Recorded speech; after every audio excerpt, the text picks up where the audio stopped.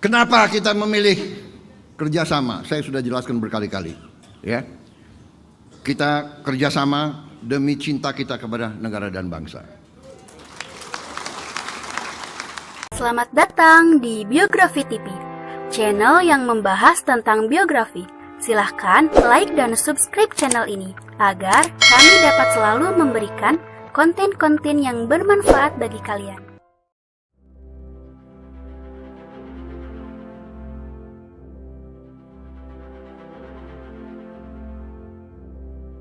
Prabowo Subianto. Prabowo Subianto dilahirkan dengan nama lengkap Prabowo Subianto Djohyo Hadikusumo ini sudah banyak pengalaman di berbagai bidang seperti militer, pengusaha, serta dunia politik yang ia geluti akhir-akhir ini. Di pemilu 2019, ia diusung oleh Partai Gerindra atau Gerakan Indonesia Raya untuk maju menjadi calon Presiden Republik Indonesia tahun 2019. Setelah gagal dalam pemilu 2004, 2009, dan 2014 yang lalu.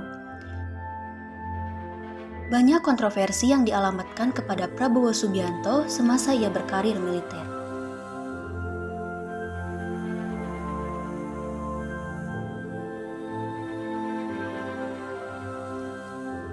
Prabowo Subianto dilahirkan pada tanggal 17 Oktober 1951.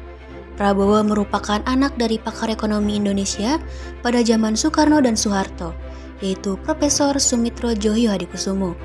Ibu Prabowo bernama Dora Marisigar yang berasal dari Manado. Dilansir dari tribunnews.com, Prabowo Subianto mengikuti kepercayaan ayahnya, yakni Islam, sementara adik serta kakaknya mengikuti kepercayaan ibunya yang beragama Kristen Protestan dan Katolik. Dilihat dari silsilah keluarga, Prabowo Subianto juga merupakan cucu dari pendiri Bank Indonesia dan juga anggota BPUPKI untuk kemerdekaan Indonesia, yaitu Raden Mas Margono Djohyo Hadikusumo. Dilihat dari keluarganya, Prabowo memiliki dua orang kakak perempuan yang bernama Bintianingsi dan Mairani Ekowati, serta satu orang adik laki-laki yang kini menjadi seorang pengusaha handal yang bernama Hashim Djohyo Hadikusumo. Prabowo mulai bersekolah di Sekolah Subangsi, Jakarta ketika usianya 5 tahun. Pada tahun 1957, ketika pemberontakan VRRI pecah, ayah Prabowo Profesor Sumitro Djohyo Hadikusumo membawa semua keluarganya termasuk Prabowo mengungsi ke Padang menumpang pesawat Dakota DC-3.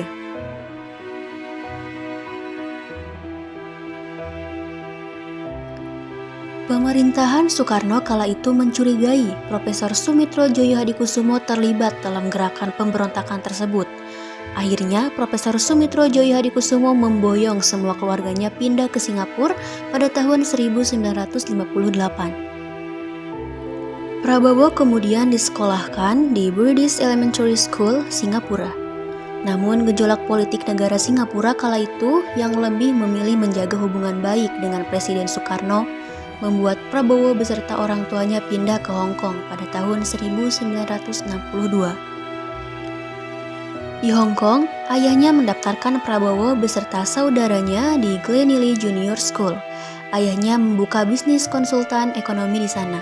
Namun Prabowo hanya tinggal 2 tahun di sana dan pindah ke Kuala Lumpur, Malaysia.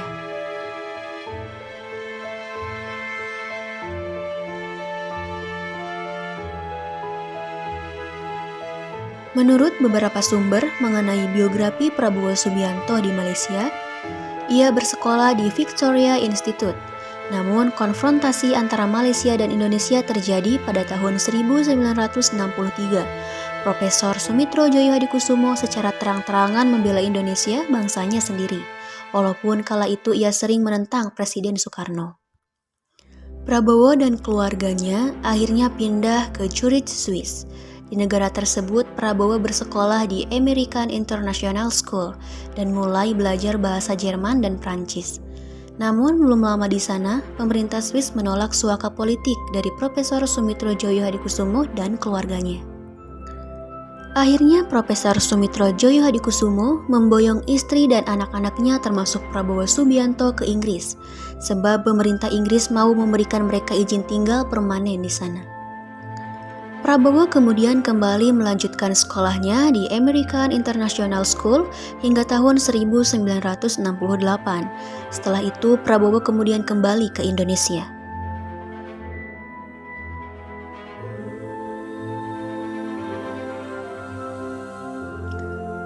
Pada tahun 1970, Prabowo Subianto Muda memulai karirnya saat ia mendaftarkan diri di Akademi Militer Magelang. Ia kemudian lulus pada tahun 1974 dari Akademi Militer. Kemudian pada tahun 1976, ia ditugaskan sebagai Komandan Peleton Para Komando Grup 1 Komando Pasukan Sandi Yuda atau Kovasanda dan ditugaskan sebagai bagian dari operasi tim Nanggala di Timor Timur. Prabowo Subianto kemudian menikah dengan Titik yang merupakan anak Presiden Soeharto. Pernikahan Prabowo dengan Titik berakhir tidak lama setelah Soeharto mundur dari jabatan Presiden Republik Indonesia.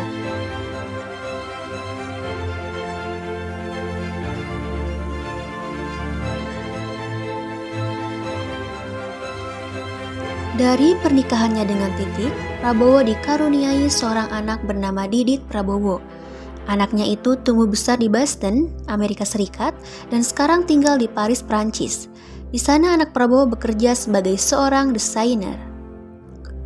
Setelah kembali dari Timor Timur, karir militer Prabowo terus melejit. Pada tahun 1983, Prabowo dipercaya sebagai Wakil Komandan Detasemen 81 Penanggulangan Teroris atau Gultor, Komando Pasukan Khusus TNI Angkatan Darat.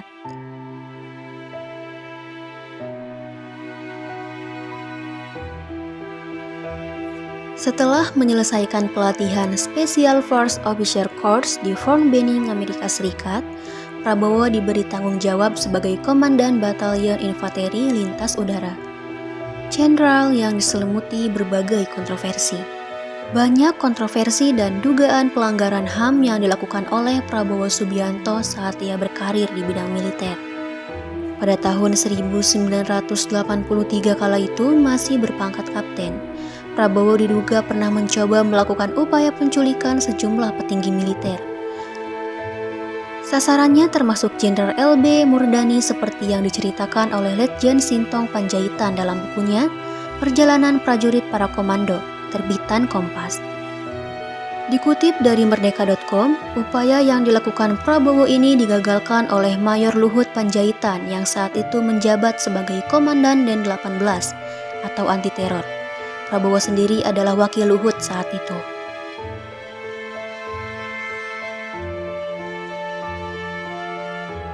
Pada tahun 1990-an, Prabowo diduga terkait dengan sejumlah kasus pelanggaran HAM di Timor Timur.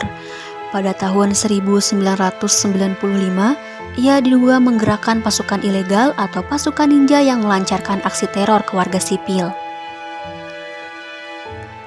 Peristiwa ini membuat Prabowo nyaris baku hantam dengan Komandan Korem Timor Timur saat itu, Kolonel Yves Kiki Syahnakri di kantor Pangdam 9 Udayana menurut buku biografi Prabowo yang ditulis oleh Femi Ade Suveno. Sejumlah lembaga internasional menuntut agar kasus ini dituntaskan. Selain itu, menurut Femi Ade Suveno, Prabowo juga pernah mengirim pasukan ilegal ke Aceh, namun semua tuduhan tersebut dibantah oleh Prabowo. Pada akhir tahun 1995, Prabowo diangkat sebagai Komandan Jenderal Kopassus atau Korps Pasukan Khusus.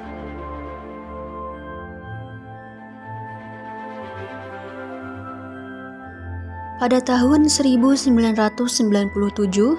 Prabowo Subianto diduga mendalangi penculikan dan penghilangan paksa terhadap sejumlah aktivis pro-reformasi. Setidaknya 13 orang, termasuk seniman teater rakyat, Wiji Tukul, aktivis Herman Hendrawan, dan Petrus Bima, hilang dan belum ditemukan hingga sekarang. Mereka diyakini sudah meninggal. Dikutip dari merdeka.com, tim Mawar mengakui bahwa diperintahkan oleh Prabowo untuk melakukan penculikan kepada 9 orang aktivis. diantaranya Haryanto Taslam, Desmond J. Mahesa, dan Pius Lustri Lanang. Banyak dugaan bahwa Prabowo Subianto mendalangi kerusuhan. Mei 1998 berdasarkan temuan tim gabungan pencari fakta. Dugaan motifnya adalah mendiskreditkan viralnya Pangab Wiranto untuk menyerang etnis minoritas dan untuk mendapat simpati dan wewenang lebih dari Soeharto bila kelak ia mampu memadamkan kerusuhan.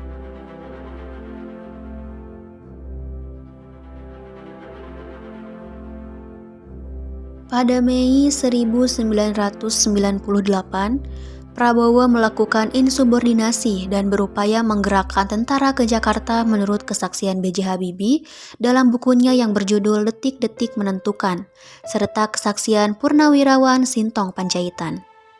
Menurut Habibie, Prabowo juga menaruh pasukannya di sekitar kediaman Habibie untuk kudeta. Dalam biografinya, Prabowo menuturkan bahwa ia yakin ia bisa saja melancarkan kudeta pada hari-hari kerusuhan di bulan Mei itu. Tetapi yang penting baginya ia tidak melakukannya. Saya hanya ingin menggunakan kesempatan ini untuk klarifikasi beberapa hal. Ya, pertama, saya berterima kasih kepada beberapa pejabat Polri yang dengan tegas menyebut bahwa belum menemukan dan tidak menemukan indikasi-indikasi keterlibatan saya, karena memang saya tidak terlibat. Saya menolak segala tuduhan bahwa saya terlibat dalam kasus pemboman. Dalam biografi Prabowo Subianto diketahui bahwa setelah berhenti berkarir dari dunia militer, Prabowo Subianto kemudian memulai peruntungannya menjadi seorang pengusaha mengikuti jejak adiknya, yaitu Hasim Djohyo Hadikusumo. Karir Prabowo sebagai pengusaha dimulai dengan membeli perusahaan kertas, yaitu Kiani Kertas, perusahaan pengelola pabrik kertas yang berlokasi di Mangkajang, Kalimantan Timur. Perusahaan Prabowo Subianto tersebut sebelumnya dimiliki oleh Bob Hasan, pengusaha yang dekat dengan Presiden Soeharto. Prabowo Subianto membeli Kiani Kertas menggunakan pinjaman senilai 1,5 triliun dari Bank Mandiri. Selain mengelola Kiani Kertas yang kini menjadi Kertas Nusantara, kelompok perusahaan Nusantara Group yang dimiliki oleh Prabowo juga menguasai 27 perusahaan di dalam dan luar negeri. Usaha-usaha yang dimiliki oleh Prabowo bergerak di bidang perkebunan, tambang, kelapa sawit, dan batu bara. Banyak kalangan menilai Prabowo cukup sukses dalam berusaha. Pada Pilpres 2009, Prabowo ialah cawapres terkaya dengan total aset sebesar 1,579 triliun dan 7,57 juta US dollar. Termasuk 84 ekor kuda istimewa yang sebagian harganya mencapai 3 miliar per ekor, serta sejumlah mobil mewah seperti BMW 757 Li dan Mercedes-Benz i300. Kekayaan Prabowo ini besarnya berlipat 160 kali dari kekayaan yang dia laporkan pada tahun 2003.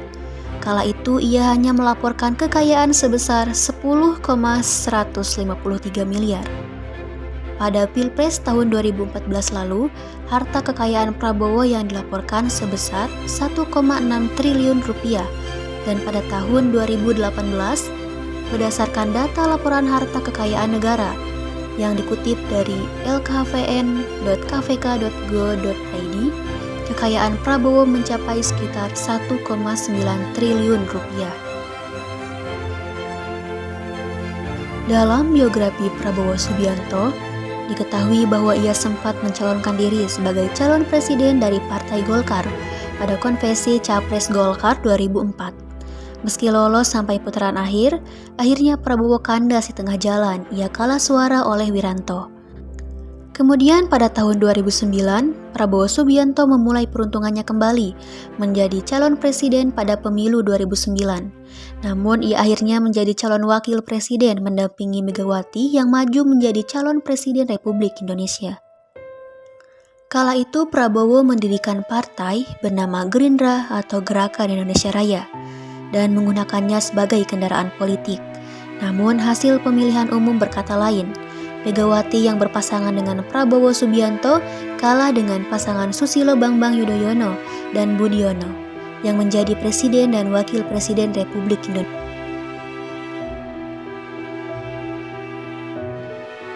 Di pemilu 2014, Partai Gerakan Indonesia Raya mengusung Prabowo sebagai calon presiden pada pemilihan presiden 2014. Ia memilih Hatta Rajasa yang berasal dari Partai Amanat Nasional sebagai calon wakil presiden mendampingi Prabowo Subianto. Dengan dukungan dari beberapa partai yang menjadi koalisi yang disebut sebagai Koalisi Merah Putih. Namun pada Pilpres 2014 yang lalu, Prabowo Subianto kalah suara dari lawannya yaitu Jokowi dan Yusuf Kala.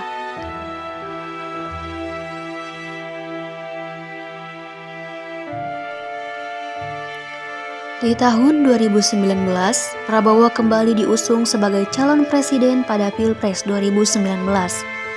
Kali ini ia maju bersama dengan Sandiaga Uno sebagai calon presiden pada Pilpres 2019 mendatang, yang didukung oleh sejumlah partai seperti Gerindra, PKS, PAN, dan lain sebagainya.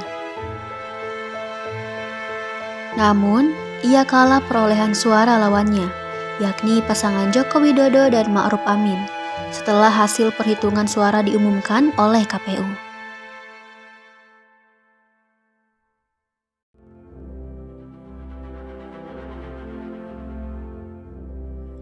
Setelah pemilihan umum presiden selesai, Presiden Joko Widodo kemudian menunjuk Prabowo Subianto sebagai Menteri Pertahanan Indonesia pada bulan Oktober 2019. Ia masuk dalam Kabinet Indonesia Maju periode 2019 hingga 2024. Selama menjadi Menteri Pertahanan, Prabowo diketahui tidak pernah mengambil gajinya sebagai menteri. Ia memilih menyumbangkan penghasilannya tersebut ke yayasan-yayasan seperti Yayasan Kanker, Lembaga Zakat, dan Rumah Ibadah. Dalam masa jabatannya juga, Prabowo diketahui banyak mengekspor produk persenjataan Indonesia ke luar negeri melalui PT Pindad. Ia juga meningkatkan sistem persenjataan Indonesia dengan melakukan pembelian sistem peringatan rudal, pesawat, dan persenjataan berat.